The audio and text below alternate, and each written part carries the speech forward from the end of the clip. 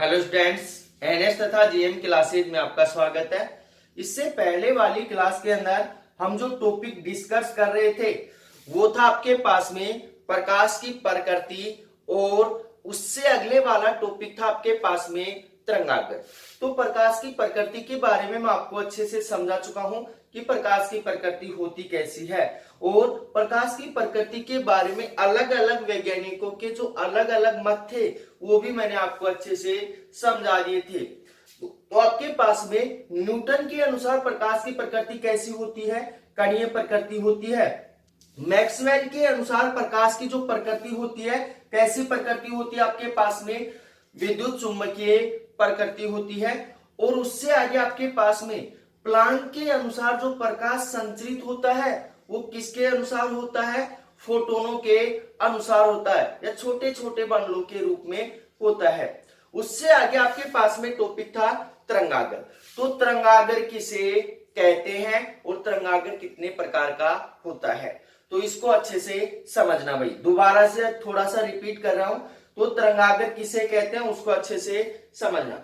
तो आपके पास में किसी प्रकाश स्रोत के चारों वह काल्पनिक क्षेत्र या पृष्ठ जिसके प्रत्येक बिंदु पर सभी कण क्या होते हैं, समान कला में होते हैं। या फिर आपके पास में वह काल्पनिक क्षेत्र जिसमें सभी कण क्या होते हैं, समान कला में होते हैं, क्या कहलाता है, तरंगाग्र कहलाता है। अब आपके पास में जो प्रकाश स्रोत है, प्रकाश स्रोत की आकृति के आधार पर तरंगाग्र कितने प्रकार के होते हैं, 3 प्रकार के होते हैं। पहला होता है आपके पास में गोलीय या बिंदुवत तरंगाग्र, दूसरा होता है आपके पास में बेलनाकार तरंगाग्र, और तीसरा होता है आपके पास में समतल तरंगाग्र। इनके बारे में हम कल वर्णन कर चुके हैं। तो अब इसी क्रम के अंदर आपके पास में अगला जो टॉपिक है वो टॉपिक आपके पास में हाइगेन्स का तरंग सिद्धांत। तो हाइगेन्स के तरंग सिद्धांत को अच्छे से समझना, ये topic very very very important है। टॉपिक क्या है आपके पास में, वेरी वेरी वेरी इंपॉर्टेंट है। तो हाइगेन्स का तरंग सिद्धांत क्या कहता है इसको अच्छे से समझना। तो हाइगेन्स के अनुसार किसी भी प्रकाश स्रोत से जो प्रकाश का संचरण होता है वो तरंगों के रूप में होता है। हाइगेन्स नामक वैज्ञानिक ने क्या बताया है कि किसी प्रकाश स्रोत से प्रकाश का जो संचरण होता है वो किसके रूप में होता है, तरंगाग्र के रूप में होता है। उससे आगे क्या कहा है, किसी प्रकाश स्रोत से जब तरंगे क्या होती हैं, उत्पन्न होती हैं, क्या होती हैं, उत्पन्न होती हैं, और कुछ दूरी क्या करती हैं, संचरित होती हैं। आगे हाइगेन्स ने क्या बताया है कि जब प्रकाश स्रोत से तरंगे क्या होती हैं, उत्पन्न होती हैं, और कुछ दूरी क्या करती हैं, संचरित होती हैं, तो एक ऐसे क्षेत्र का निर्माण करती हैं जिसके प्रत्येक बिंदु पर क्या होती है, प्रत्येक कण क्या होता है, समान कला में होता है। तो अब यहां पे इसको अच्छे से समझना कि कुछ दूरी संचरित होने पर आपके पास में क्या कर रही है, एक ऐसे क्षेत्र का निर्माण कर रही है कि जिसके ऊपर प्रत्येक कण क्या होता है, समान कला में होता है, जिसे क्या कहते हैं, प्राथमिक तरंगाग्र कहते हैं। तो डायग्राम से समझते हैं इसको कि माना आपके पास में कोई प्रकाश स्रोत है, क्या है, प्रकाश स्रोत। इस प्रकाश स्रोत से तरंगे क्या होती हैं, संचरित होती हैं, और कुछ दूरी चलने पर एक तरंगाग्र का क्या करती हैं, निर्माण करती हैं। एक तरंगाग्र का क्या करती हैं, निर्माण करती हैं। यह एक ऐसे क्षेत्र का निर्माण करती है जहां पर क्या होते हैं, पर सभी तरंगे क्या होती हैं, समान कला में होती हैं। या फिर आपके पास में एक ऐसे क्षेत्र का निर्माण करती हैं जिसमें प्रत्येक तरंग क्या होती है, समान कला में होती है। तो आपके पास में इस तरंगाग्र को या इस क्षेत्र को क्या कहते हैं, प्राथमिक तरंगाग्र कहते हैं, प्राथमिक तरंगाग्र। अब उससे आगे हाइगेंस नामक वैज्ञानिक ने क्या बताया है कि प्राथमिक तरंगाग्र का प्रत्येक बिंदु, मान लिया आपके पास में यहां पे इसके ऊपर एक एन बिंदु है, प्राथमिक तरंगाग्र का प्रत्येक बिंदु एक नए प्रकाश स्रोत के भांति क्या करता है, व्यवहार करता है। इस बात को नोट कर लेना भाई कि आपके पास में प्राथमिक तरंगाग्र का प्रत्येक बिंदु एक नए प्रकाश स्रोत के भांति क्या करता है, व्यवहार करता है। और आपके पास में इसके प्रत्येक बिंदु से नई तरंगिकाएं क्या होती हैं, संचरित होती हैं, या नई तरंगे क्या होती हैं, संचरित होती हैं। तो आपके पास में जब इनसे प्रत्येक बिंदु से नई तरंगिकाएं संचित होंगी तो कुछ दूरी चलने के पश्चात वो भी क्या करती हैं, तरंगाग्र का निर्माण करती हैं। तो ध्यान से समझना कि प्राथमिक तरंगाग्र का प्रत्येक बिंदु एक नए प्रकाश स्रोत के भांति क्या करता है, व्यवहार करता है। और इन बिंदुओं से नई तरंगिकाएं क्या होती हैं, उत्पन्न होती हैं और कुछ दूरी के ऊपर क्या करती हैं, एक नए तरंगाग्र का निर्माण करती हैं। अब आपके पास में इन बिंदुओं से जो तरंगे संचरित होंगी उनके कारण जो तरंगाग्र बनेगा वो आपके पास में इसके आगे और पीछे, अग्र और पश्चिम दोनों साइड क्या बनेगा, तरंगाग्र बनेगा। तो मान लिया आपके पास में जो प्राथमिक तरंगाग्र है वो ए बी है। कौन सा है, ए बी। अब आपके पास में इसके आगे जो तरंगाग्र बन रहा है वो मान लिया आपके पास में कौन सा, ए डैश है, बी डैश है। और इसके पीछे जो तरंगाग्र बन रहा है वो मान लिया आपके पास में कौन सा, ए डबल डैश है, बी डबल डैश है, ए डबल डैश है, बी डबल डैश है। तो अब आपके पास में ये कौन सा तरंगाग्र हो गया, आपके पास में द्वितीयक तरंगाग्र हो गया। कौन सा तरंगाग्र हो गया, द्वितीयक। प्राथमिक तरंगाग्र तो आपको पता चल ही गया। अब आपके पास में प्राथमिक तरंगाग्र के कारण आगे बनने वाला जो तरंगाग्र है वो कौन सा तरंगाग्र आपके पास में, द्वितीयक तरंगाग्र है। तो यहां हम इसको लिख सकते हैं द्वितीयक तरंगाग्र।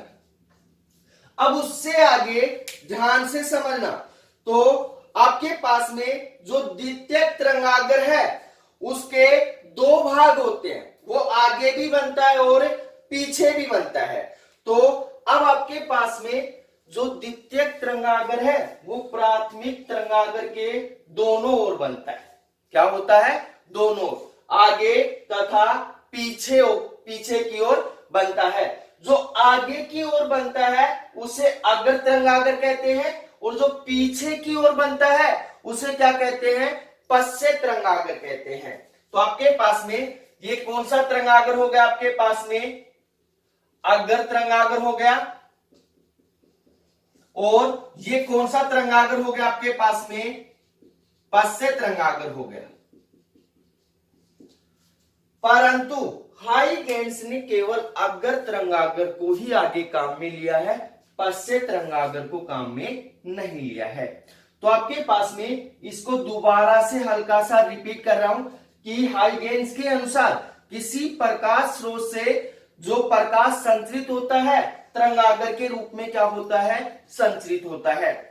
और अब आपके पास में किसी प्रकाश स्रोत से जब तरंगे क्या होती हैं, संचरित होती हैं, तो कुछ दूरी चलने के पश्चात क्या करते हैं, एक ऐसे क्षेत्र का निर्माण करती है, एक ऐसा क्षेत्र बनाती है जिसमें प्रत्येक तरंगाग्र क्या होता है, समान कला में होता है, या सॉरी प्रत्येक तरंगे क्या होती हैं, समान कला में होती हैं। तो बनने वाला जो तरंगाग्र है कैसा है, प्राथमिक तरंगाग्र कहलाता है। अब उससे आगे प्राथमिक तरंगाग्र का प्रत्येक बिंदु एक नए प्रकाश स्रोत की भांति क्या करता है, व्यवहार करता है। तो इन प्रत्येक बिंदु से क्या करती हैं, नई तरंगिकाएं उत्पन्न होती हैं और कुछ दूरी चलने के पश्चात दोनों ओर, प्राथमिक तरंगाग्र के दोनों ओर क्या करती हैं, द्वितीयक तरंगाग्र उत्पन्न करती हैं। जो तरंगाग्र प्राथमिक तरंगागर के आगे की ओर होता है उसे अग्र तरंगागर कहते हैं, और जो तरंगागर पीछे की ओर होता है उसे क्या कहते हैं, पश्य तरंगागर कहते हैं। तो अब आपके पास में अग्र तरंगागर और पश्य तरंगागर तक आपको अच्छे से समझ में आ गया होगा। तो अब हम कह सकते हैं कि हाइगेंस के अनुसार आपके पास में जो प्रकाश होता है वो किसके रूप में चलता है, तरंगागर के रूप में चलता है, और इसे हाइगेंस का द्वितीयक तरंगिकाओं का सिद्धांत भी कहा जाता है। तो इसको अच्छे से ध्यान से समझना कि इसे हाइगेंस का द्वितीयक तरंगिकाओं का सिद्धांत भी कहा जाता है।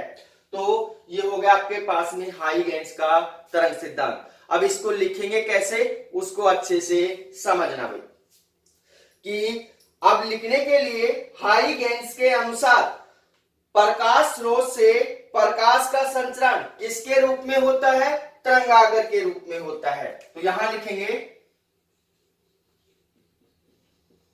हाइगेंस के अनुसार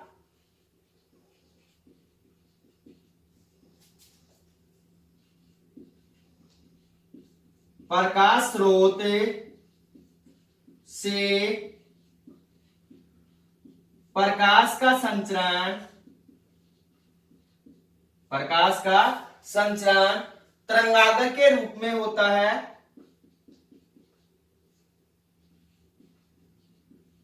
तरंगागर के रूप में होता है।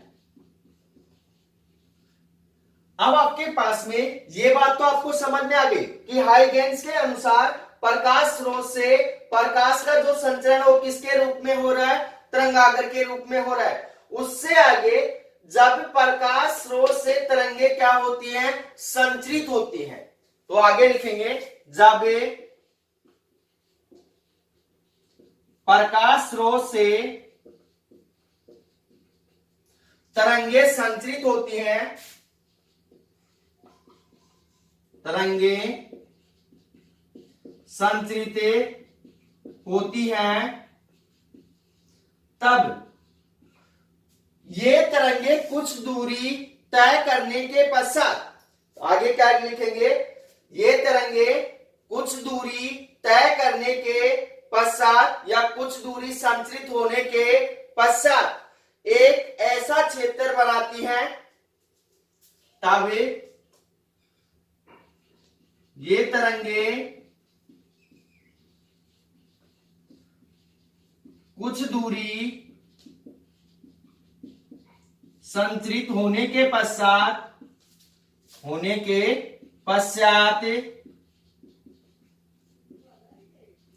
एक ऐसा क्षेत्र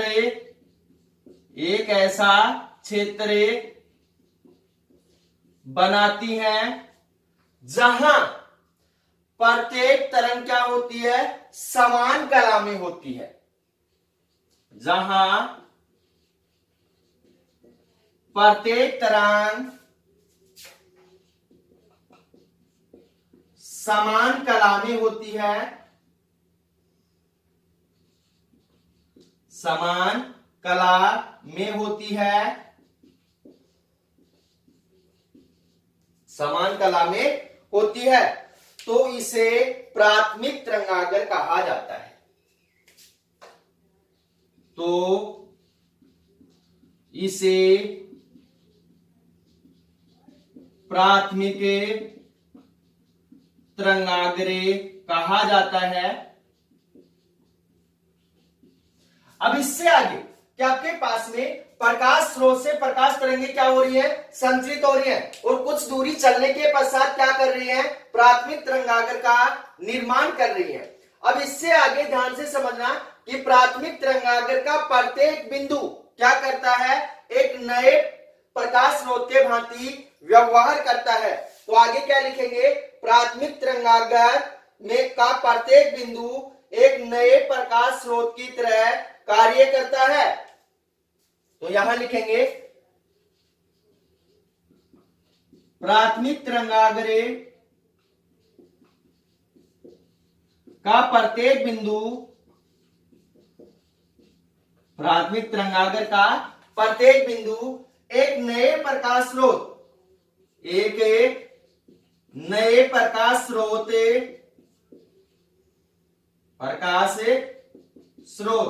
की तरह व्यवहार करता है तथा प्रत्येक बिंदु से द्वितीयक तरंगिकाएं क्या होती हैं, उत्पन्न होती हैं। यहां लिखेंगे तथा प्रत्येक बिंदु से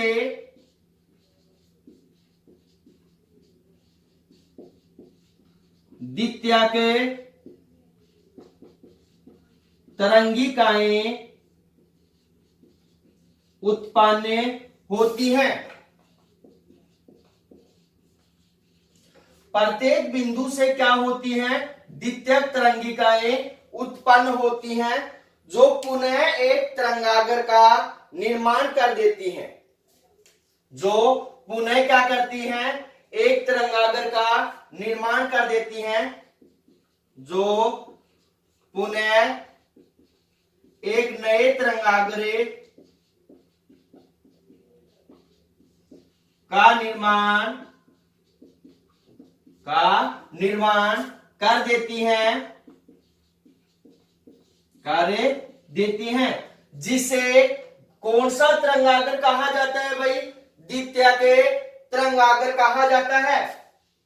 तो यहां लिखेंगे जिसे द्वितीयक तरंगागर कहा जाता है, द्वितीयक तरंगागर कहा जाता है। अब आपके पास में यहां अच्छे से समझना कि आपके पास में प्राथमिक तरंगागर के दोनों ओर आगे व पीछे द्वितीयक तरंगागर बनते हैं। तो आपके पास में प्राथमिक तरंगागर के दोनों आगे और पीछे कौन सा तरंगागर बना है, आपके पास में द्वितीयक तरंगागर बना है। अब आगे की ओर जो तरंगागर बनता है कौन सा तरंगागर है, अग्र तरंगागर है, और पीछे की ओर जो तरंगागर बनता है कौन सा तरंगागर है, पश्च तरंगागर है। तो यहां लिखेंगे प्राथमिक तरंगागर के दोनों ओर, प्राथमिक तरंगागर के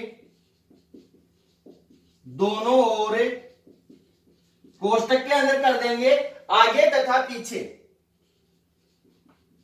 आगे तथा पीछे की ओर द्वितीयक तरंगागर बनता है, द्वितीयक तरंगागर बनता है। यह बात आपको अच्छे से समझ में आ गई होगी कि प्राथमिक तरंगागर के दोनों ओर आगे तथा पीछे कौन सा तरंगागर बन रहा है, द्वितीयक तरंगागर बनता है। अब आपके पास में यहां पे अच्छे से समझना कि जो तरंगागर क्या होता है, आगे की ओर होता है उसे अग्र तरंगागर, और जो तरंगागर प्राथमिक तरंगागर के पीछे की ओर होता है उसे क्या कहते हैं, पश्च तरंगागर कहते हैं। तो इसे हम कह सकते हैं इन्हें अग्र तथा पश्च तरंगागर कहा जाता है। तो यहां पे लिखेंगे जो तरंगागर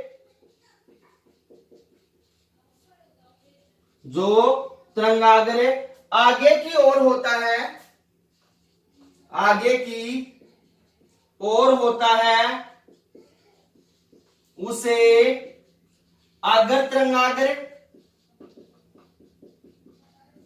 तथा जो पीछे की ओर होता है, जो पीछे की ओर होता है उसे पश्च तरंगागर कहा जाता है, उसे पश्च तरंगागर कहा जाता है। तो ये बात आपको समझ में आ गई होगी कि अग्र तरंगागर क्या होगा और पश्च तरंगागर क्या होगा। परंतु आपके पास में हाइगेंस ने केवल अग्र तरंगाग्र को ही क्या किया है, काम में लिया है, पश्च तरंगाग्र को काम में नहीं लिया है, क्योंकि आपके पास में अगर तरंगाग्र का जो प्रत्येक बिंदु है एक नए प्रकाश स्रोत के भांति क्या करेगा, व्यवहार करेगा, तो इसके आगे क्या बनेगा, आपके पास में एक नया तरंगाग्र बनेगा। तो इससे आगे लिखेंगे हाइगेंस ने केवल अग्र तरंगाग्र को ही काम में लिया है, तो यहां लिखेंगे हाइगेंस ने केवल अग्र तरंगाग्र को ही काम में लिया है, अग्र तरंगाग्र को ही काम में लिया है। तो अब इससे आगे क्या लिखेंगे, इसलिए हम कह सकते हैं या हाइगेंस के अनुसार जो प्रकाश है वो तरंगों के रूप में क्या होता है, संचरित होता है। तो यहां पे लिखेंगे इसलिए हाइगेंस के अनुसार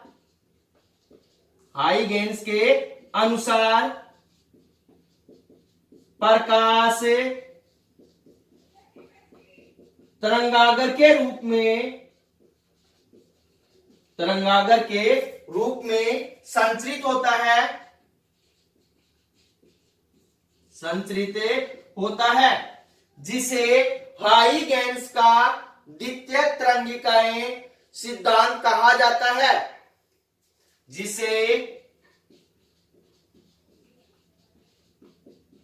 हाइगेंस का द्वितीयक तरंगिकाओं का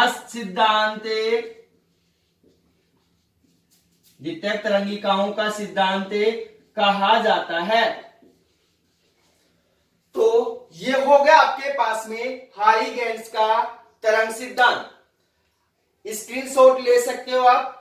तो अब इससे आगे इसको थोड़ा दोबारा से रिपीट कर देता हूं, आपको अच्छे से समझ में आ जाएगा कि हाइगेंस के अनुसार जो प्रकाश है, प्रकाश स्रोत से जो उसका संचरण है वो किसके रूप में होता है, तरंगाग्र के रूप में होता है।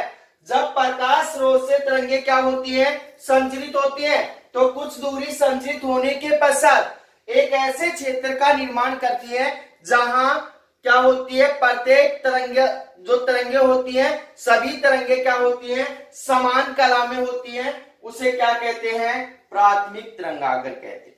क्या कहते हैं, प्राथमिक तरंगाग्र कहते हैं। अब उससे आगे ध्यान से समझना, ये बात मेन है कि प्राथमिक तरंगाग्र का प्रत्येक बिंदु एक नए प्रकाश स्रोत के भांति क्या करता है, व्यवहार करता है, और इनसे द्वितीयक तरंगिकाएं क्या होती हैं, उत्पन्न होती हैं। और ये द्वितीयक जो तरंगिकाएं हैं ये क्या करती हैं, प्राथमिक तरंगाग्र के दोनों ओर द्वितीयक तरंगाग्र का क्या करती हैं, निर्माण करती हैं। जो अग्र में होता है उसे अग्र तरंगाग्र कहते हैं, और जो पश्चिम में होता है उसे क्या कहते हैं, पश्च तरंगाग्र कहते हैं। तो ये हो गया आपके पास में हाइगेंस का तरंग सिद्धांत। तो आप स्क्रीनशॉट इसका ले सकते हैं। अब अगला जो टॉपिक आपके पास में वो है हाइगेंस के सिद्धांत के ऊपर आधारित, और ये टॉपिक भी very very very very important है, 2016 में आया हुआ टॉपिक है, तो इसको अच्छे से समझना भी।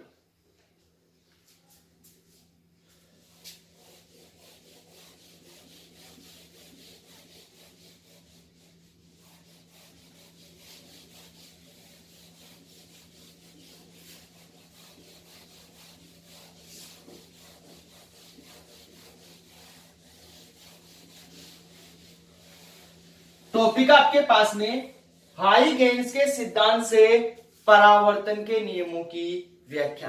तो 11वें चैप्टर में मैंने आपको प्रकाश का परावर्तन पढ़ाया था।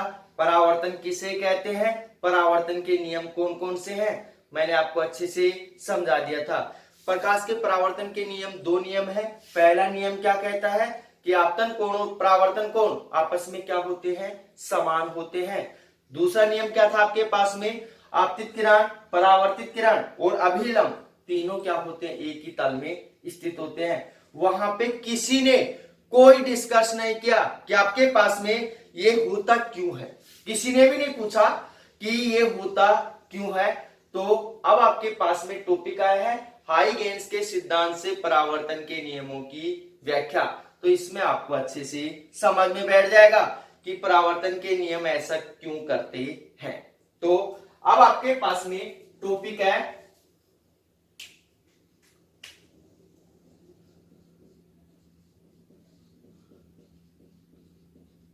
हाइगेन्स के सिद्धांत से, हाइगेन्स के सिद्धांत से परावर्तन के नियमों की व्याख्या। परावर्तन के नियमों की व्याख्या।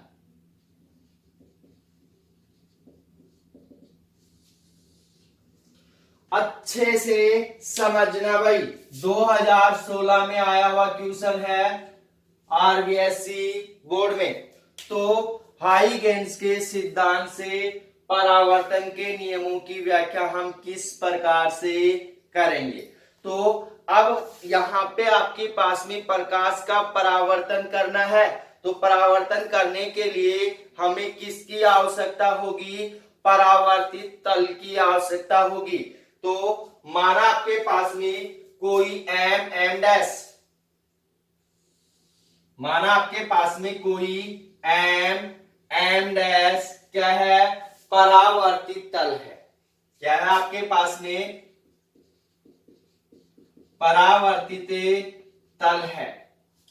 अब आपके पास में इसको अच्छे से समझना कि इस परावर्तित तल के ऊपर कोई प्रकाश स्रोत से कोई प्रकाश की किरण, किसी प्रकाश स्रोत O से कोई प्रकाश की किरण OA क्या होती है, आपतित होती है।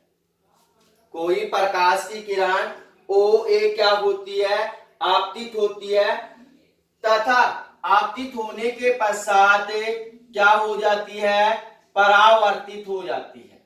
क्या हो जाती है, परावर्तित हो जाती है। तो आपके पास में ये मान लिया आपके पास में आपतन कोण I है और ये हो गया आपके पास में परावर्तन कोण R है। अब आपके पास में हाइगेन्स के अनुसार आपके पास में ये क्या बन गया, आपके पास में द्वितीय के जो आपके पास में प्राथमिक तरंगाग्र कौन सा बन गया, A B बन गया। क्योंकि आपके पास में प्रकाश किरणें जैसे ही आपतित होती हैं तो एक तरंगाग्र का क्या करती हैं, निर्माण करती हैं, जिसे क्या कहते हैं, प्राथमिक तरंगाग्र कहते हैं। तो आपके पास में प्राथमिक तरंगाग्र कौन सा हो गया, A B हो गया। अब आपके पास में हाइगेन्स के सिद्धांत से प्राथमिक तरंगाग्र का प्रत्येक बिंदु एक नए प्रकाश स्रोत की भांति क्या करता है, व्यवहार करता है। तो इसको अच्छे से समझना। तो आपके पास में कौन सा तरंगाग्र, आपके पास में प्राथमिक तरंगाग्र है। कौन सा तरंगाग्र है, प्राथमिक तरंगाग्र। अब इससे आगे क्या होगा कि हाइगेन्स के सिद्धांत के अनुसार प्राथमिक तरंगाग्र का प्रत्येक बिंदु एक नए प्रकाश स्रोत के भांति क्या करता है, व्यवहार करता है। तो माना आपके पास में बिंदु B से एक प्रकाश की किरण T समय, एक प्रकाश की किरणें T समय में बिंदु A के ऊपर क्या होती है, आपतित होती है। ये कौन सी तरंगिकाएं हैं भाई, आपके पास में द्वितीयक तरंगिकाएं हैं। कौन सी तरंग है, द्वितीयक तरंग है। तो आपके पास में ये जो प्रकाश स्रोत है इससे एक प्रकाश की तरंग T समय में बिंदु A डैश के ऊपर क्या होती है, आपतित होती है, तथा आपतित होने के पश्चात क्या हो जाती है, परावर्तित हो जाती है। क्या हो जाती है, परावर्तित हो जाती है। तो यहां पे ध्यान देना भाई कि आपके पास में ये कौन सा कोण हो गया, आपतन कोण I, और ये कौन सा कोण हो गया, परावर्तन कोण R। अब यहां पे ध्यान से समझना कि आपके पास में ये कौन सा तरंगाग्र आपके पास में प्राथमिक तरंगाग्र है। तो इसका जो कोण होगा वो कौन सा कोण होगा, आपके पास में आपतन कोण के समान होगा। क्योंकि हाइगेंस का सिद्धांत क्या कहता है कि द्वितीयक जो आपके पास में प्राथमिक तरंगागर है इसका प्रत्येक बिंदु क्या करता है, एक नए प्रकाश स्रोत के भांति व्यवहार करता है। तो आपके पास में ये कौन सा कोण होगा, आपके पास में आपतन कोण होगा।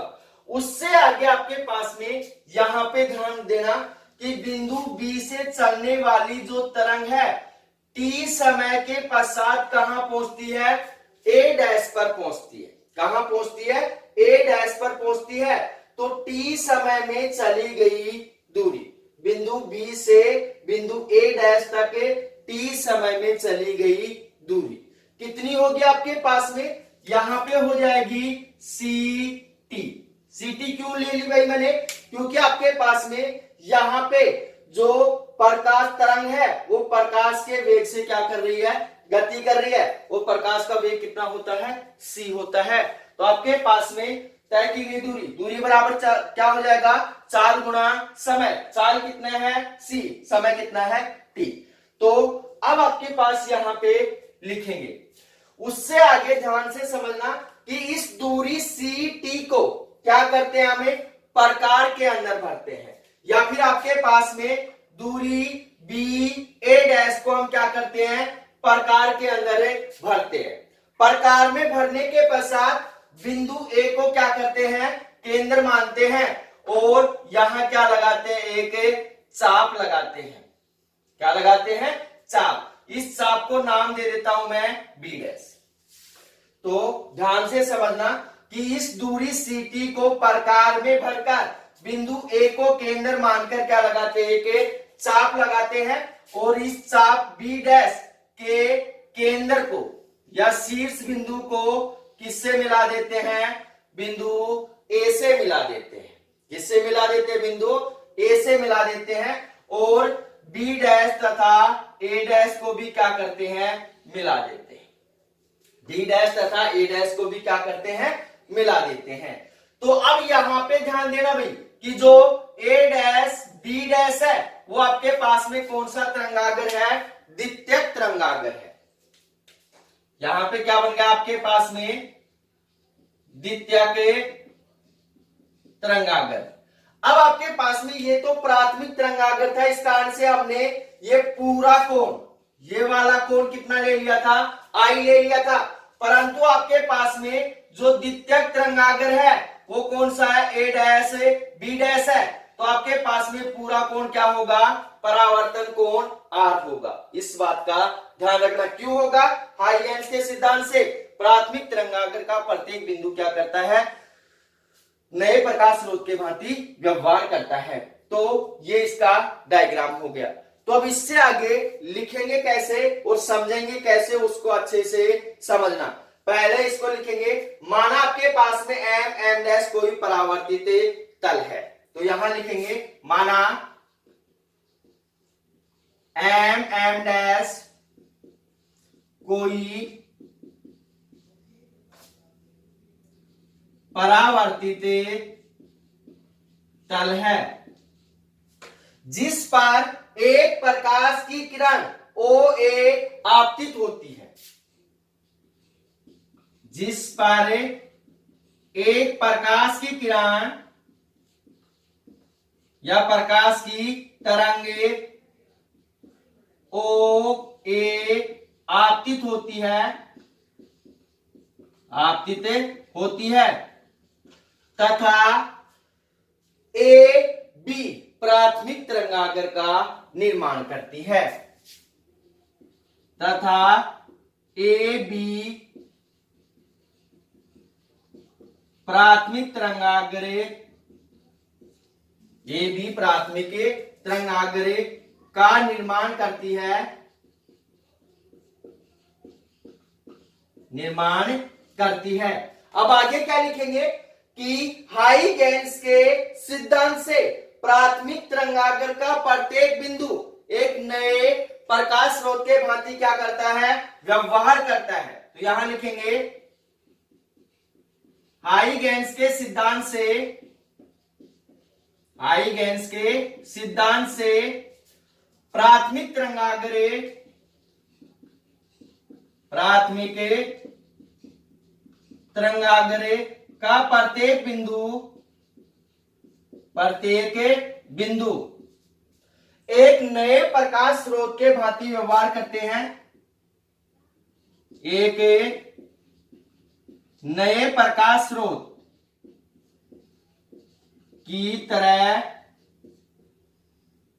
या भांति प्रकाश स्रोत की नए प्रकाश स्रोत के भांति व्यवहार करती है, के भांति व्यवहार करते हैं। क्या करते हैं? नए प्रकाश स्रोत के भांति व्यवहार करते हैं। उससे आगे, इसलिए माना बिंदु बी से उत्पन्न होने वाली तरंगे टी समय पश्चात बिंदु ए डैश पर पहुंच जाती है। आगे क्या लिखेंगे? माना बिंदु बी से उत्पन्न होने वाली तरंगे टी समय पश्चात बिंदु ए डैश पर पहुंच जाती है, बिंदु ए डैश पर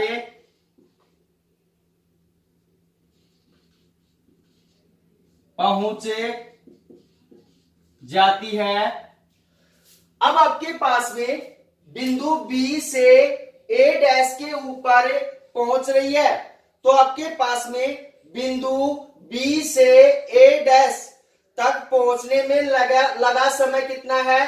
टी है। तो इन बिंदुओं के बीच की दूरी यहां लिखेंगे, बिंदु बी से ए डैश तक पहुंचने में लगा समय टी है। बिंदु बी से ए डैश तक पहुंचने में लगा समय टी है। तब इन बिंदुओं के बीच की दूरी, तब इन बिंदुओं के बीच की दूरी कितनी होगी भाई आपके पास में? बी ए डैश बराबर कितना होगा आपके पास में? दूरी बराबर क्या होगा? 4 गुना समय। अब आपके पास में प्रकाश तरंग है, उसकी चाल कितनी होगी? प्रकाश के वेग के समान होगी। तो कितनी हो जाएगी आपके पास में? बी ए डैश बराबर कितना हो जाएगा? C T. B A dash बराबर कितना हो गया? C T. यह आ गया आपके पास समीकरण नंबर 1। तो यहां सी प्रकाश का वेग है, लिख सकते हो आप, यहां सी प्रकाश का वेग है। अब इससे आगे ध्यान से समझना कि इस दूरी बी ए डैश को प्रकार में भरकर, इस दूरी बी ए डैश या सी टी को प्रकार में भरकर बिंदु ए को केंद्र मानकर एक चाप क्या लगाते हैं? बी डैश लगाते हैं, और इस चाप के शीर्ष बिंदु को किससे मिलाते हैं? बिंदु ए डैश से मिलाते हैं। किससे मिलाते हैं? ए डैश से मिलाते हैं। इसलिए आपके पास में ए डैश बी डैश द्वितीयक तरंगाग्र प्राप्त होता है। तो अब आगे क्या लिखेंगे? इस दूरी सी टी को प्रकार में भरकर यहां लिखेंगे, इस दूरी सी टी को प्रकार में भरकर बिंदु ए को केंद्र मानकर, प्रकार में भरकर बिंदु ए को केंद्र मानकर एक चाप बी डैश काटते हैं, बी डैश काटते हैं। अब उससे आगे अच्छे से समझना कि आपके पास में बी डैश चाप काटते हैं, तो चाप के शीर्ष बिंदु बी डैश को किससे मिलाते हैं? बिंदु ए डैश से मिलाते हैं। आगे लिखेंगे चाप के शीर्ष बिंदु बी डैश को बिंदु ए डैश से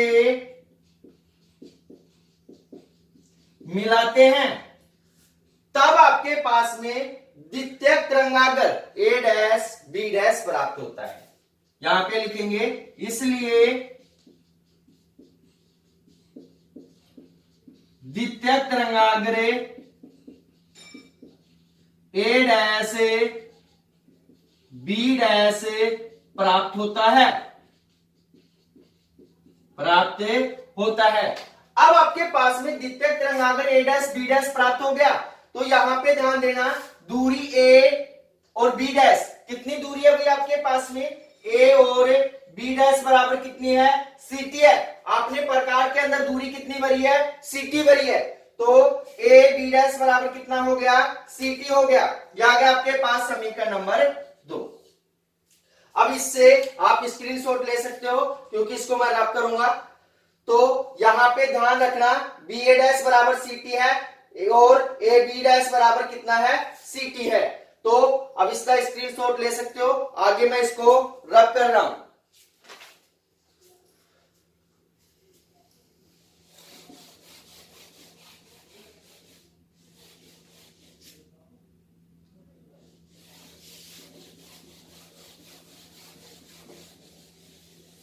चित्र रफ हो गया।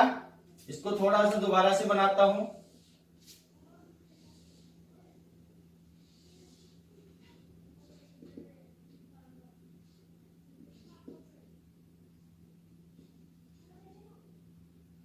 तो अब आपके पास यहां पे समीकरण 1 क्या आया था उसको मैं यहां पे लिख देता हूं। आपके पास में बी ए डैश बराबर कितना आया था? सीटी, समीकरण नंबर 1।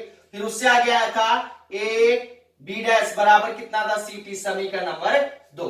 अब उससे आगे ध्यान से समझना, यदि आपके पास में आपतन कोण कितना है? आई है, परावर्तन कोण कितना है? आर है। तो यहां पे ध्यान देना भाई, यहां लिखेंगे यदि आपतन कोण आई तथा परावर्तन कोण आर है, तब त्रिभुज ए बी ए डैश व त्रिभुज A B dash A dash में, तो यहां लिखेंगे तब त्रिभुज ए बी ए डैश तथा त्रिभुज A B dash A dash में। अब आपके पास में त्रिभुज ए बी ए डैश, त्रिभुज A B dash A dash में, तो अब आपके पास यहां पे ध्यान देना भाई, ए जो बी ए डैश है वो किसके बराबर है?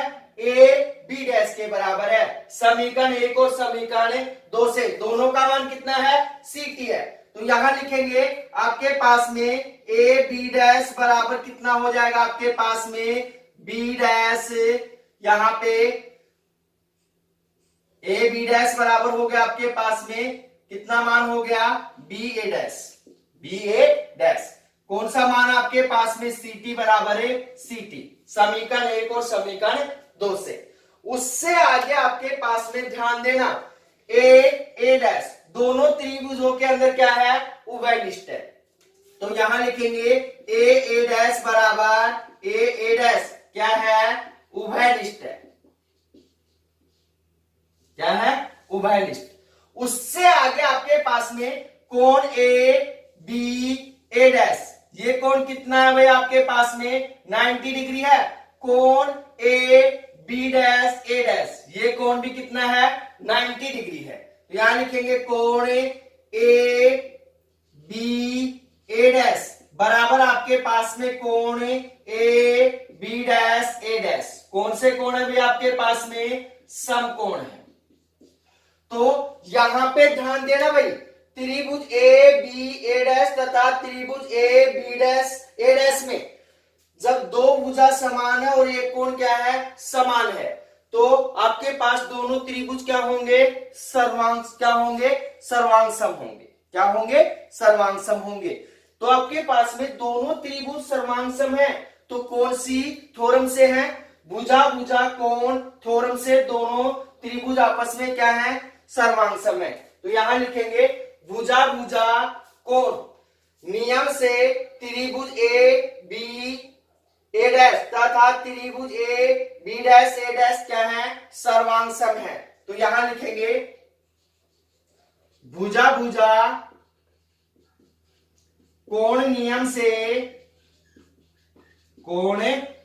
से त्रिभुज ए बी ए डैश तथा त्रिभुज A B dash A dash क्या है, सर्वांगसम है। क्या है, सर्वांगसम है।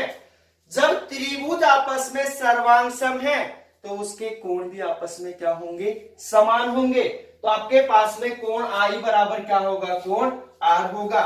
तो यहां होगा कोण आई बराबर कोण आर। ये क्या है आपके पास में, ये परावर्तन का पहला नियम है। क्या है, परावर्तन का पहला नियम। यहां लिखोगे आप इसके नीचे, यह है परावर्तन का प्रथम नियम है, प्रथम नियम है। समझ में बैठ गया। उससे आगे आपके पास में आपके पास में आपतित किरण, परावर्तित किरण तथा अभिलंब तीनों क्या है, एक ही तल में स्थित है। तो आगे लिखेंगे सेकंड,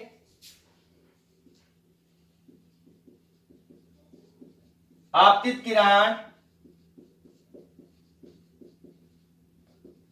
परावर्तित किरण तथा अभिलंब